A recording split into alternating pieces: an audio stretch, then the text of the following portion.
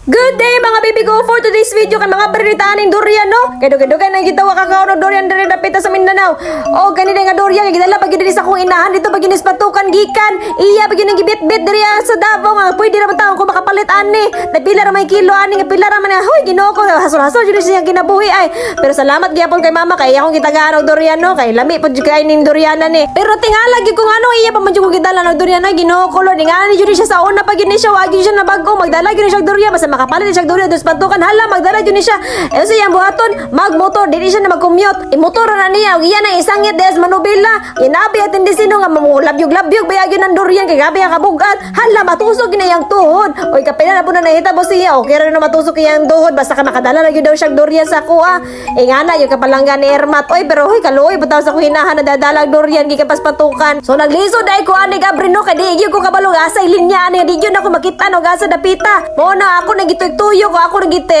ambot sa nagibuhat na ko ani ako nagituyok di yun ako makita kay ingon sila star daw star asa ba star ani di man ni star ang ingon nila kung asa na ay linya mo na subayon kay mo na ako abrihanan daw unya kay ako magisubay pero di man gyud gihapon makita oy pero kay kaunon man gyud tagduran hala sige panikamot dira day kay para makuha na nimo